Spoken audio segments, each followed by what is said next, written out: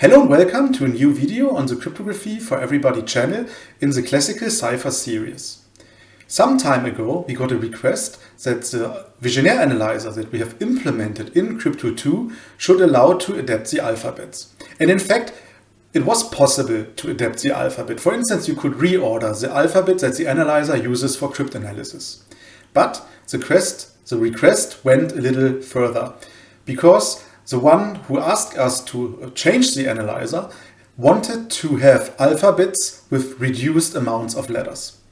And in historical cipher texts that you can find in archives which are encrypted using a Vigenère cipher or other ciphers, you have reduced alphabets. For instance, you have an alphabet where you don't have the letter J. Instead of having the J in your plaintext, you have an I at the position. And same, for instance, applies for the letter U and the letter V. Instead of having a V in your plaintext, you write a U.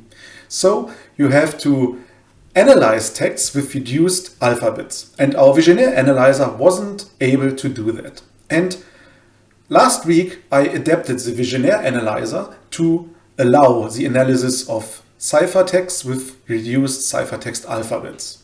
And in this video, I thought I'd present the Vigenère analyzer as well as the Vigenère cipher. I structured this video into different parts. In the first part, I want to speak about Blaise de Vigenère, who is the inventor of, not the Vigenère cipher, but the AutoKey cipher. More on that later in this video. Then I want to speak about the Vigenère cipher and describe how it actually works. After that, we will have a look at the cryptanalysis of the Vigenère cipher.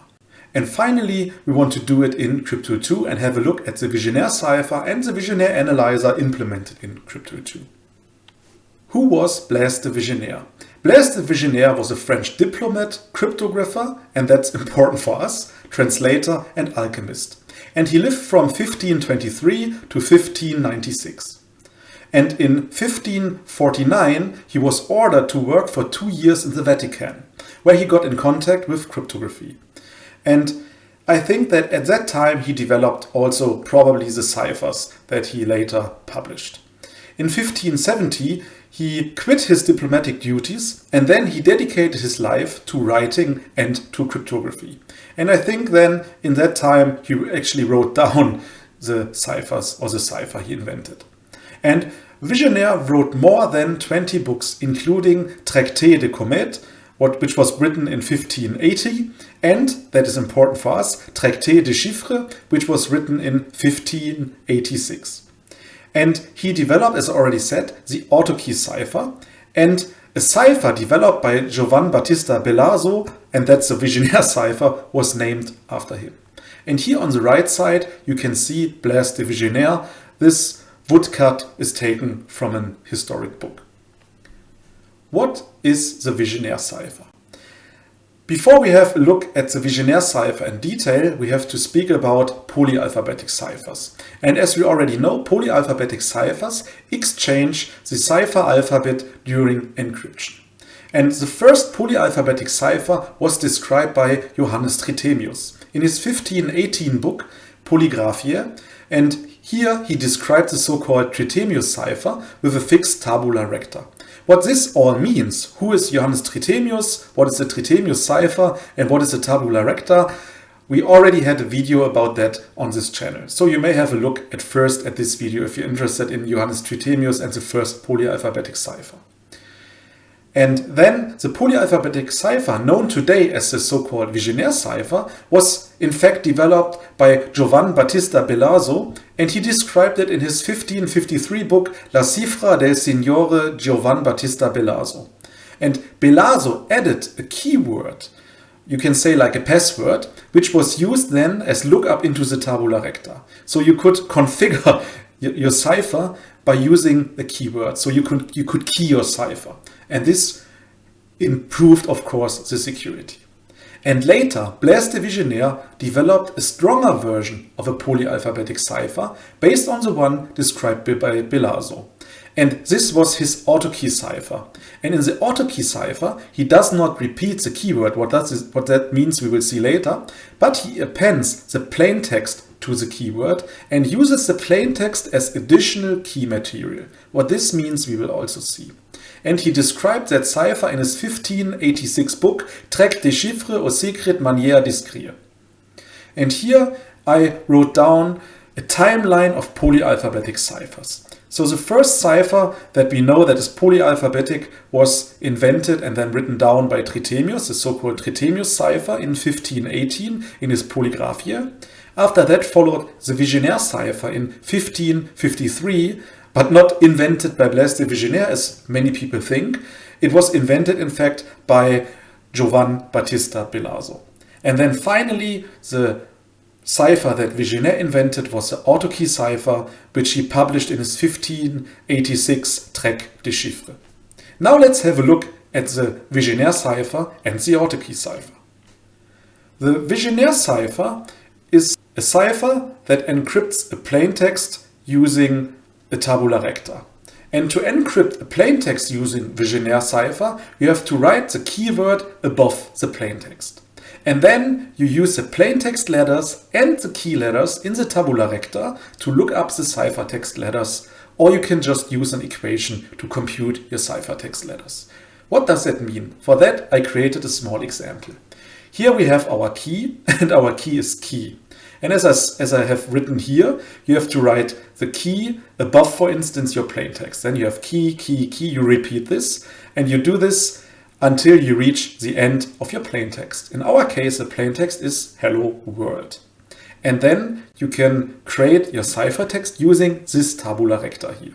The tabula recta is just a square with shifted alphabets. So you have here the A alphabet, which starts at A, the B alphabet that starts at B, the C alphabet that starts at C, and so on. And in the end, you have the Z alphabet that starts at Z. And of course, you can create this tabula recta not only with these 26 Latin letters, you could also create these with a reduced alphabet size. And that, as I said in the introduction, the Vigenère Analyzer and Crypto2 now also supports. So how do you get your ciphertext letters? You have a look here at your key, you have K, and you have a look at your plaintext, this is for instance H at that position.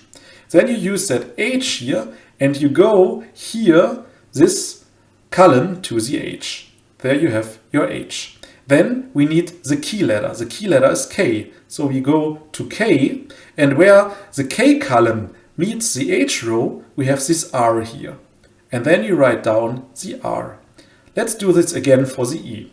You have a key E and you have the plaintext E. So you go here to E, and they meet at the I. So you put the I here.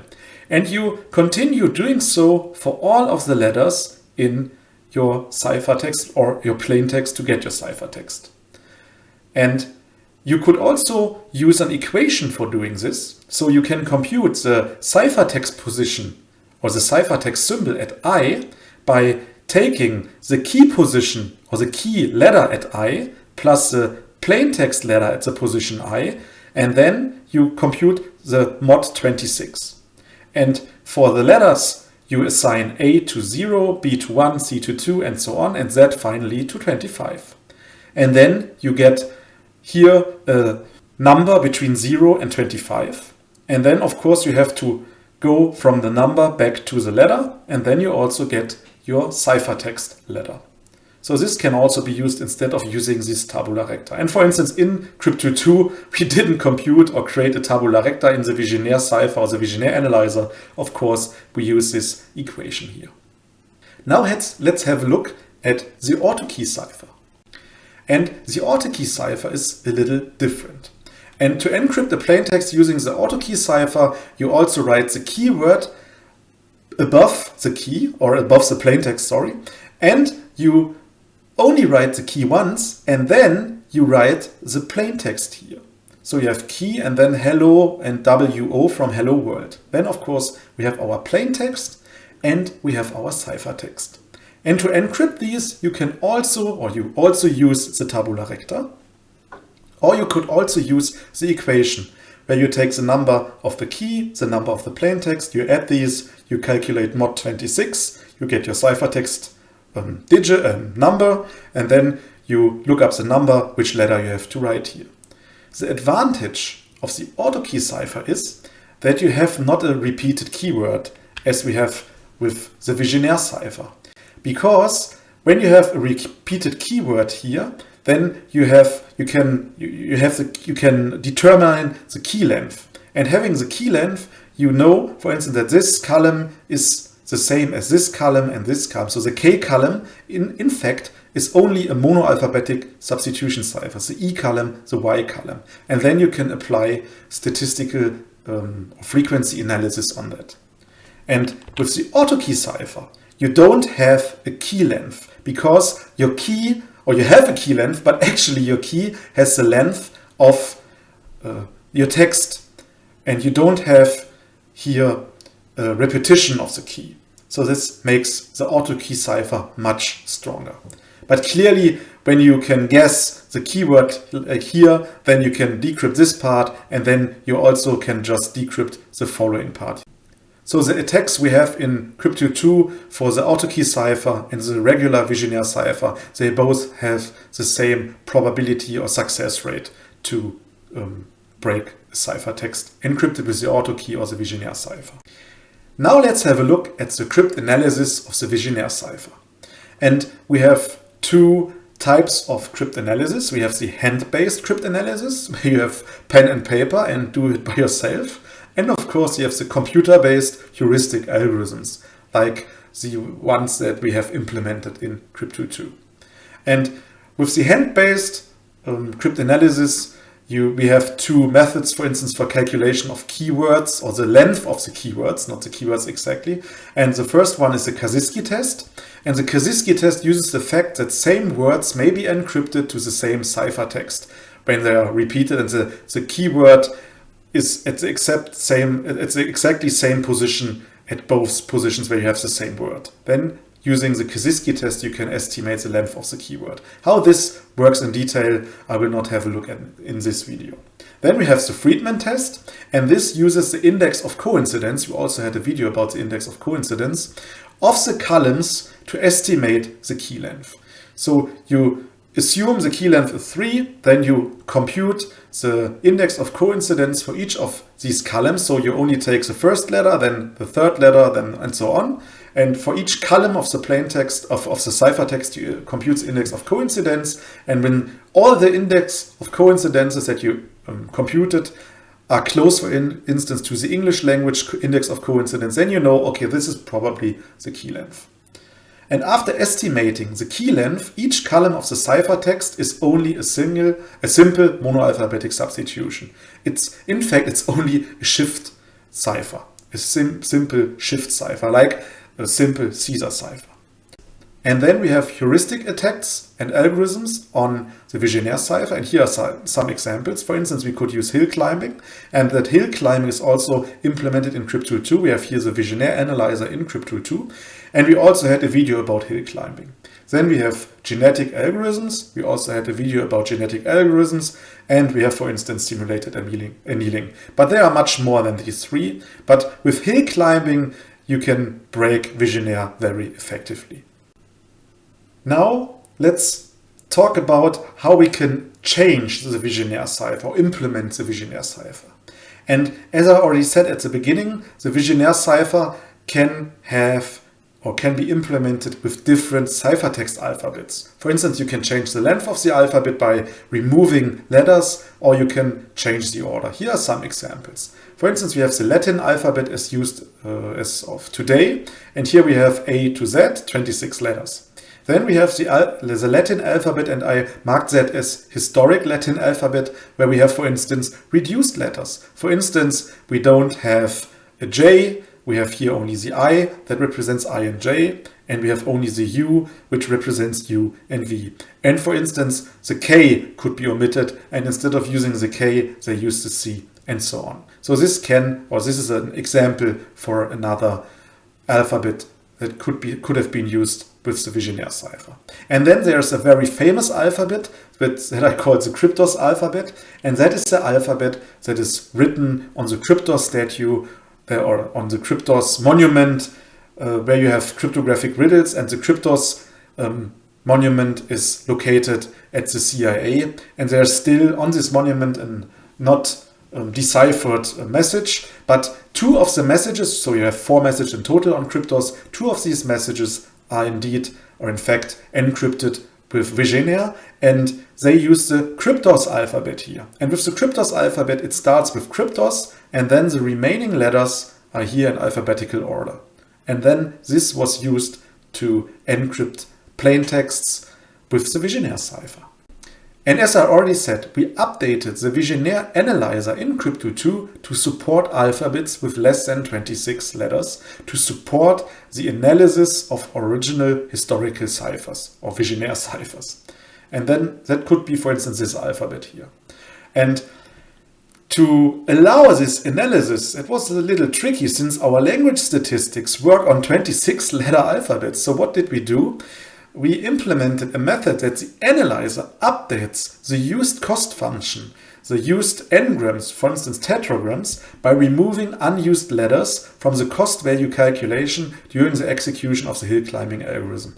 That means when you provide to the Vigenère analyzer an alphabet without a J, then the cost function also, you can say, removes the J from its frequencies. So every frequency with a J is ignored. And same applies to other frequencies. And this allowed us to support, or the Vigenère analyzer to support, alphabets with a reduced length. Now I have 2 tasks that I want to do. And the first task is that I want to use the Vigenère cipher with different ciphertext alphabets in Crypto2. And then my second task is that I want to break Vigenère ciphers with different ciphertext alphabets also in Crypto2. So we have the cryptography part where we create a Vigenère cipher, and we have the cryptanalysis part where we break a Vigenère cipher. So let's go to Crypto2. I'm here now in Crypto2 in the Start Center, and I installed the current nightly build, and I want to show you the Vigenère cipher. And to create a Vigenère cipher, we just search here for Vigenère, and then we have the Vigenère cipher. And we have an example here. For instance, we have the key here, secret key, 2 times the Vigenère. This one encrypts, so classic Vigenère encryption. And here we have classic Vigenère decryption. And here we have an example plain text. And this plain text will be encrypted using the secret key. Here we have the ciphertext, and then it will be decrypted here. And we have the plain text again. So let's start this with play. And then we have a Vigenère cipher or Vigenère encrypted ciphertext. And I will now copy this with the regular, we now use the regular alphabet. I will change this later to a different alphabet. So let's copy this here. And then we go to the Start Center, and we have also the Vigenère analysis. And I paste in my ciphertext, and in fact it's already in here, it's the same ciphertext. We go to the Vigenère analyzer. It's classic Vigenère. The length of keywords it should search through is from length 1 to length 20. Restart is how many internal restarts it should use for a hill climbing algorithm. Just leave it as it is and press play. And now you can see it searches through all the key length, and we had secret key as key. So see here we have it, secret key pops up, and our Vigenère cipher is broken.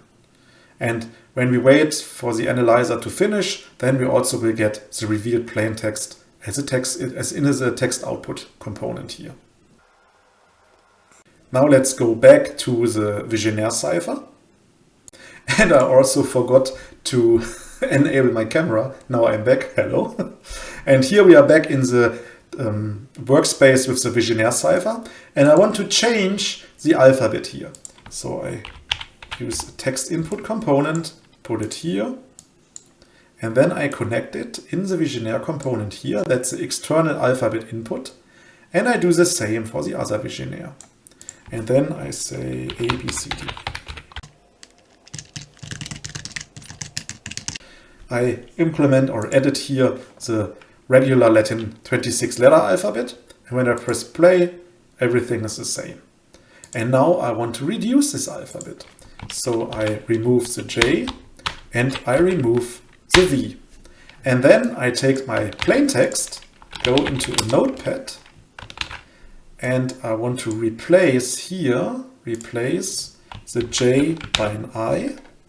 You could also do this using Cryptool 2, but it's faster now that I just use the notepad. And we want to replace the V with a U. Replace all. Now we have a plain text without J and without V. Copy this and put it back here into this component. Then I press play, and now we get a different ciphertext because we have a reduced alphabet. But as you can see here, the Vigenère component for decryption using the same alphabet can easily decrypt. And here you see the Vigenère is here written with an U because we removed the V from the alphabet and replaced all the V's with U's. Now let's analyze this or cryptanalyze this with our analysis template. So I go back here, I paste my ciphertext and I do not change the alphabet here. And I will just let it run and let's see what happens. So we can see that we have something that looks like key. So we know that secret key was the original key that we used, but we do not get a correct plain text. We have some parts that look correct, but it doesn't work well. And the problem is right now that we analyze a ciphertext right now with a 26-letter Latin alphabet. And we have to add the same alphabet. So I go back here, I am lazy, I just copy the text input from the one workspace with the alphabet and put it into the analysis workspace. And then I connect the Vigenère analyzer to our new alphabet, which has only 24 letters. And now let's restart it. And now we have here key C, and it should be secret key. Here we have secret key. And we should get our original plaintext back, because now the Vigenère analyzer used for the computational, for the Vigenère computation, the alphabet that we provided here. And now assume we have an original historic ciphertext found, for instance, in an archive, and we assume, or maybe we know that it's encrypted using a Vigenère cipher. And before, we couldn't break this well with Cryptool 2, since it always used 26-letter alphabets. It could use permutated alphabets, for instance, like the Kryptos alphabet, but it was always set to or locked to 26-letter alphabets. Now with these new changes in the analyzer, we can in fact provide a 24-letter or character alphabet. And now here you see we successfully have broken this ciphertext. So now the Vigenère analyzer is able to break historic ciphertexts. And yeah, this is everything that I wanted to show you in this video. I wanted to show you the new version or the updated version of the Vigenère analyzer. I think this is quite good for analyzing historical ciphers. And when you have historical ciphers or you want to adapt a cipher to come closer to historical Vigenère cipher, you can just reduce this alphabet now. So, thank you very much for watching. I hope you liked it. If yes, please give a thumbs up. That really helps us. If no, you know what to do, then give a thumbs down. Also, if you did not yet subscribe to this channel, I would be really happy if you do so. This really helps us. And yeah, thank you very much for watching and see you in the next video.